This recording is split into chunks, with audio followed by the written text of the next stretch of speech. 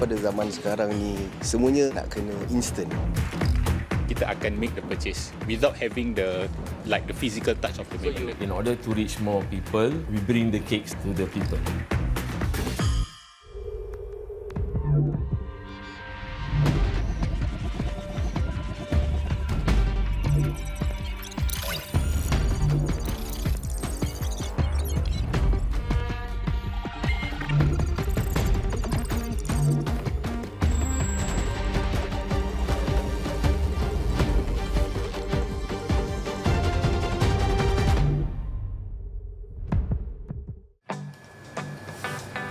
Encik Amran sedang menyiapkan stok-stok kek dan manisan untuk hari ini.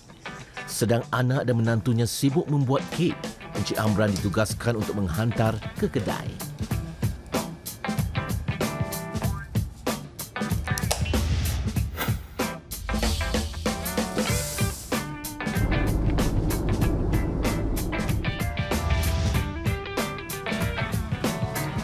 Bukan kedai biasa, tetapi mesin layan diri yang moden, dilengkapi dengan layar sentuh dan kemudahan bayaran tanpa tunai.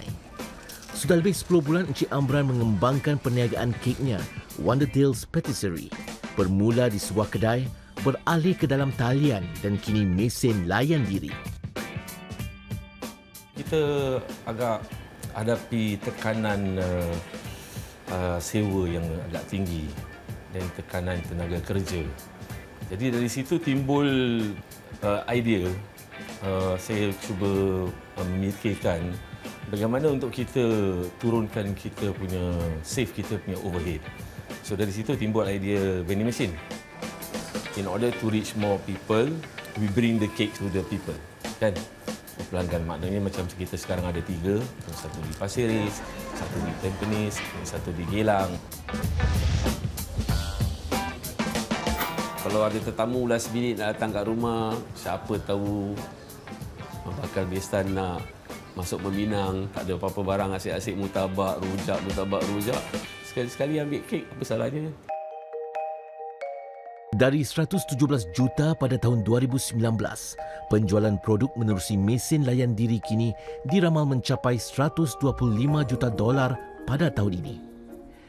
Popularitinya semakin ketara dengan deretan demi deretan mesin layan diri kelihatan di kejiranan kita, didorong dengan amalan pengguna yang jelas semakin berubah. Pelanggan kini inginkan kemudahan dan kepantasan dalam urusan jual beli. Untuk pelajar-pelajar macam saya yang tidak ada jadual yang macam fix, so ia lebih mudah dan ringkas untuk saya. Dulu punya vending machine tak ada banyak macam pilihan. Sekarang yang ada di dalam vending machine yang boleh kita beli, ada yang macam banyak menu. Pengguna zaman sekarang ni inginkan yang cepat, akses yang cepat, akses yang 24 jam. Mereka tak suka menunggu dan I think ini memang bukan hanya orang yang muda je lah. Waktu yang amat singkat dengan waktu-waktu yang sekarang semuanya cepat kan. Mereka tak mau queue, tak nak beratur. Teknologi meringkaskan lagi urusan jual beli. Mesin layan diri kini memudahkan lagi peniaga untuk memantau dan menambah stok produk-produk yang dijual. Kita nak pergi dekat untuk Tampines kan? Just query. Dia akan keluar list of produk yang ada dalam mesin. Yang you nampak merah ni dah habis lah. Dah kosong. You nampak merah ni dah kosong. So this is ada slots. Misalnya kata ni kalau untuk cookies ni kita ada 4 slot atas. So 4 slot atas habis. Yang lain ni ada lagi. They will reflect the number of cookies, berapa banyak yang ada. Pit Stop Vending adalah syarikat milik bersama Encik Abdul Nazib dan Emmanuel Maniam yang mengedar mesin layan diri. Pit Stop menawarkan sebanyak 7 jenis mesin layan diri dengan pelbagai ciri dan kemampuan mengikut keperluan peniaga. Ini satu jenis, okey, yang ini kita boleh untuk apa? Snacks, barang bahagian snacks dengan drinks. Okey, it's a combo vending machine. Yang ini untuk I think kita customize untuk barang-barang komputer. Pasal mungkin kita boleh jual laptop. So tengok dia punya space ni memang besar. laptop, apa-apa barang kita nak macam berkaitan dengan electronics, boleh masukkan dekat sini. Dia ada touch screen. So ini dia punya speciality, ada touch screen. Wadah penjualan dilengkapi teknologi digital mengikut keperluan peniaga. Mesin layan diri juga tidak memerlukan modal yang besar. It depends on the types of machines. So we have the slim combo machine, we have the regular size machine, we have touch screen, we have the locker machine. So based on the types and the models of the machines, rental prices can range from 200 to 250 all the way up to 500. Ruang tu kita kena minta dengan landlord. Kita kena macam tegur dia lah. Kita tanya dia, ada tempat kosong ni kita boleh taruh vending machine. Actually kita kena pergi cari sendirilah. Anda boleh menyewa. Anda juga boleh terus membeli mesin layan diri seperti Encik Amran. Beliau melaburkan lebih $20,000 untuk 3 mesin pertamanya. Dia sendiri telah pergi ke China untuk lebih memahami mesin yang dibeli. I decided to go over to China to go to the factory itself. I was there to try. Saya ada banyak mesin. So kita test satu-satu. We were briefed by the punya engineer, everything. Training is done over the phone. When I come back, so it's interesting lah. Vending machine dia ada yang spring roll, dia ada conveyor belt. So we actually customize the machine. Mesin layan diri bantu meningkatkan kesedaran pelanggan terhadap jenama sesebuah perniagaan. Sesuatu yang boleh dimanfaatkan peniaga dari rumah. Beauty product dan mereka juga ada jual kosmetik halal kosmetik kan. Mereka harus menawarkan promotion dan juga sampel produk beauty yang boleh dijual di vending machine. You have to enhance your marketing game dahulu, get more audience through your social media. Kita sedang melihat fungsi dan peranan mesin layan diri menjalani satu evolusi. Dahulu ia berdiri mengharapkan tumpuan mereka yang berdekatan untuk melangganinya. Kini ia menjadi sebuah mesin niaga kecil yang menawarkan pelbagai keperluan, didatangi pelanggan, hasil pemasaran yang dilakukan di media sosial terlebih dahulu. Selepas macam kita dah buat live, kadang-kadang diorang pergi sana untuk lihat dengan sendirinya. Diorang tak payah bayar delivery, diorang straight away dah boleh beli.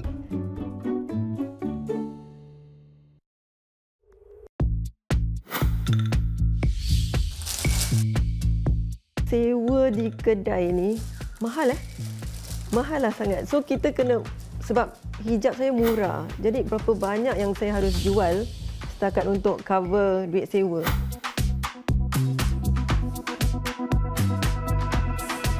Okay, so the crystal will be like this. Sekarang saya dapat tahu juga ada GTO. Jadi every piece yang kita jual tu harus, dia macam nak kena commission lah untuk landlord. Jadi pada saya tidak boleh lah. And then sekarang pekerja pun gaji pun nak kena tinggi. Kos operasi yang tinggi bermakna Puteri Lana Scholes tidak berpeluang berniaga di kedai. Pemiliknya Cik Sherida hanya bergantung kepada penjualan online dan acara dagangan yang disertai sekali-sekala sahaja. Namun satu idea yang berputik pada awal tahun ini mengubah segalanya. Saya nak macam something more exciting lah, macam menaikkan nama brand, jadi diorang tak lupa saya. Diorang tak lupa. Jadi kita keluarkan vending machine ni macam ada something new. Banyak membantu lah. Yes, marketing. Itulah. Very soft and then very flowy and tak panas. Okay, this one is like minimal. Selepas macam kita dah buat live, kadang-kadang diorang pergi sana untuk lihat dengan sendirinya macam mana warna. And then lagi satu, diorang boleh save on delivery. Diorang tak payah bayar delivery, diorang straight away dah boleh beli. Mesin layan diri ni really untuk orang-orang yang pembelian cepat dan juga small purchases.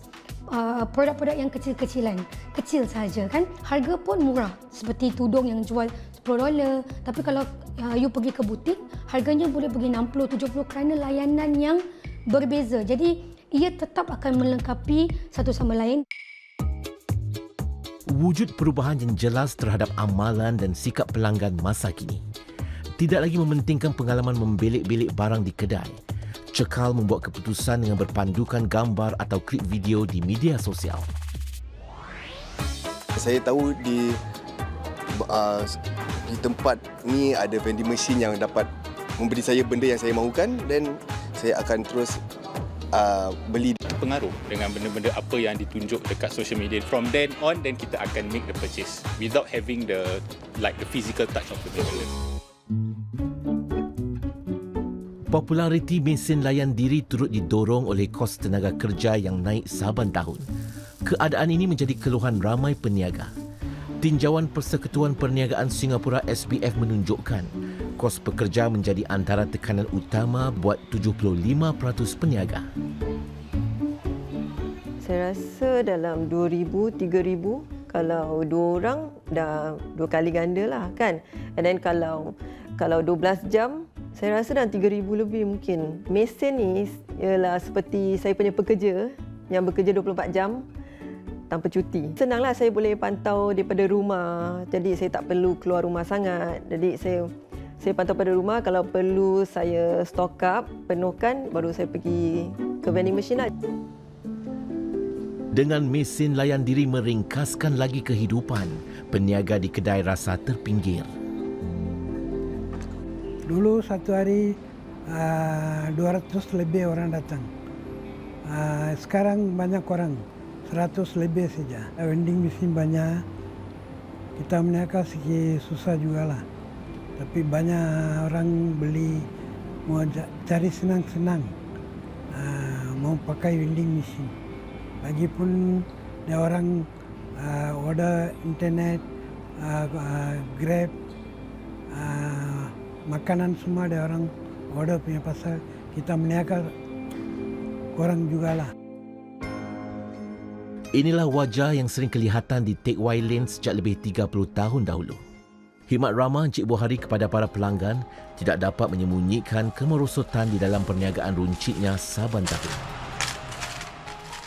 Dulu satu hari dekat 1,000 saja. Korang Banyak kurang. Banyak korang. Kalau dulu 10 tahun lalu 2,000 lebih. Shopping center pun banyak vending machine, macam-macam ada juga. Dia toys, makanan, burger, orange juice, semua vending machine. Meskipun terdapat puluhan ribu mesin layan diri di Singapura, bilangan itu bagaimanapun tidak memberi sebarang impak kepada sewa kedai yang melambung naik sejak kebelakangan ini. Golongan peniaga terkesan dengan tindakan pemilik kedai yang kerap menaikkan sewa setiap kali kontrak perlu diperbaharui. Hinggakan ramai peniaga terpaksa tutup kedai. Sebanyak 3,047 kedai F&B tutup pada tahun lalu. Bilangan tertinggi sejak 2005. Pada tahun ini pula, sekitar 300 kedai F&B tutup setiap bulan. Everything is now being automated. So to reduce their manpower and also the operation cost, vending machine is a good way or good avenue to display their products and also sell their products through their vending machine. Not eliminate but reduce the operational cost, and they've also replace their manpower and the machine does the work for them. Mesin layan diri tidak dapat mengurangkan sewa kedai, tetapi ia mampu membantu peniaga menampungnya. Mahu tidak mahu, Encik Buhari terpaksa menyewa 2 buah mesin layan diri untuk menambah pendapatan. Kehadiran mesin layan diri ini membolehkan perniagaannya menarik pelanggan pada waktu-waktu kedainya sudah tutup. Pagi tak buka, tengah hari baru saya buka. Lagi saya satu orang punya pasal. Malam tutup 10 lebih ya. Sudah tak boleh lagi, tak boleh overtime lah. Sudah cukup lah. Itu pasal pakai vending machine. Dia helpful sikit. Kita vending machine loading ya. Orang malam ke atau siang dia datang beli. Okey, boleh kita cover the rental lah. Mesin layan diri kini tidak lagi menjadi bayang perniagaan di kedai. Ia medan idea baru. titik permulaan usahawan dan hub jualan yang buka selama 24 jam. Dengan kelengkapan bayaran tanpa tunai, pengguna semakin mesra dengannya. Selepas ini, segmen Kita Orang SG menampilkan seorang jurulatih tempatan yang mengukir nama di negara jiran.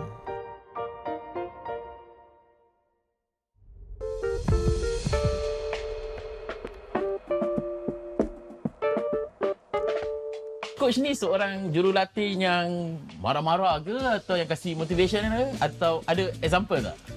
I think pada saya balance. Kalau saya more to motivator, tenang dalam dressing room.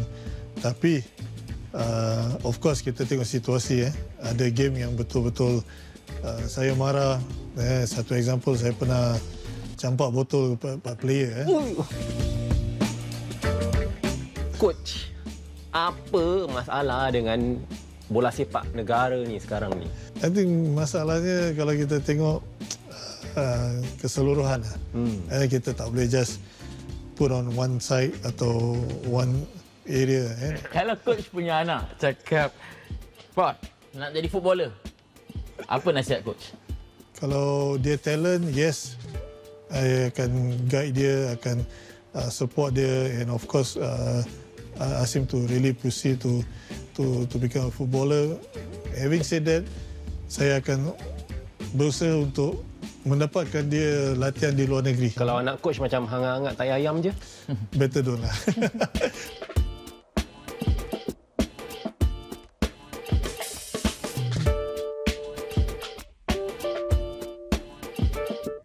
Selamat sejahtera saudara, dan kali ini kita kembali lagi dalam satu lagi episod Kita Orang SG.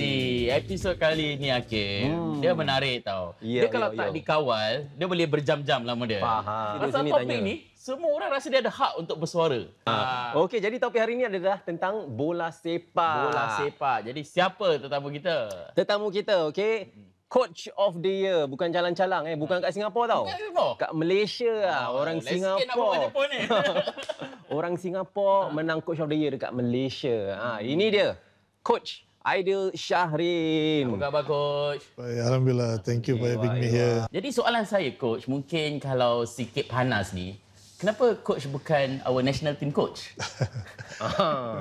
Itu satu soalan yang baik tapi itu harus tanya pada FAS kita. Hello Encik Forrest. Okey. Tapi tak pernah ada apa-apa perbincangan ke untuk you sendiri jadi jurulatih negara? So far belum lagi. So insyaAllah kalau ada rezeki akan datang. But apa yang sekarang ada, kita tetap support lah. Tapi susah tak coach jadi orang luar di negara-negara seperti Malaysia, Indonesia, kerana diorang kira macam bola sepak kira dah macam agama lah, dah taksub lah. Jadi macam ada tak macam stereotype atau ni budak Singapura ni tahu apa ni? Of course, honestly bukan mudah, especially pertama tahun di Kedah. Kerana after mereka announce yang Singapore coach akan menjadi the next coach in Kedah. Ini lepas you coach Home United? Home United, okay. Yes. And the pressure is there, social media banyak yang keluar, why Singaporean, why Singapore, apa yang Singapore better daripada Malaysia, and we know kita berdua negara ni rival. So banyak tekanan, honestly, sebelum saya melatih Kedah, dan saya ambil itu sebagai motivasi, dan alhamdulillah dengan 6-7 bulan saya dapat satu piala untuk mereka, dan benda tu berubah seterusnya. Even you makan di luar, mereka tolong bayar, public tolong sokong, bayar semua. Coach menjadi jurulatih of klub-klub yang bukan nak cakap ternama sangatlah, Kedah, Kuching, tapi boleh bawa kejayaan. Kan, apart from pengalaman untuk menjadi jurulatih di beberapa klub tu, bagaimana coach dapat membawa kejayaan ni untuk beberapa tahun ini? The important key point in to be the head of the team is man management. How you membawa key players to play for you, and to understand you punya philosophy, to understand bagaimana you nak manage the team. That's where you can see the hypes of football is totally different. The demands of football also berlainan. Di Malaysia, di Indonesia, itu yang membuatkan lagi saya more stronger. Bila saya kalah seri, banyak fans akan hentam, and sometimes it hurts a lot bila anak kita, isteri kita bila baca di social media after kekalahan. Di Singapore kita boleh nampak 20-30 komen aja. Tapi di Kedah, di Indonesia, thousands of comment, and so many negative. And they want you out. This is where mental kita have to be very, very strong. Adakah mungkin dengan perkara ni kan menyebabkan standard liga-liga bola sepak di luar negara menjadi lebih tinggi? Sebab macam coach katakan, okey, kalau coach kat Singapore ni, kalau kau tak dapat results pun masih ada job juga. Tapi kalau kita 2-3 game tak ada results, kau out. Jadi mungkin out je, mental out. Jadi mungkin di sana macam diorang benar-benar inginkan pasukan tu up. Yes. Kalau tak, jadi adakah itu sebabnya anda rasa ataupun selebihnya? Ada point di situ juga, tapi kerana different culture, different negara, different ruling yang kita ada juga kan. Di Singapore kita tak boleh ada some things to go into the stadium. Di Malaysia boleh. So that's why itu yang berlainan. Dan saya pernah dapat satu kontrak di Indonesia, seperti saya kata 3 game kalah straight, sack without compensation. So itu yang membuat kita lagi always on our toes lah, bekerja. So memang banyak berbeza because of different country, different culture lah. Coach sendiri pernah kena abuse? Banyak kali, honestly. Bila kita kalah dengan especially team rival kita. Bila kita kalah, memang a lot of abuse word. Even diorang maki you punya anak bini di dalam DM you. So, but it's okay for me. Ini benda yang macam saya kata membuatkan lagi saya kuat. Dan bila saya balik Singapore with this kind of comment, I think it's nothing really. To compare with the thousands of negative comment di luar.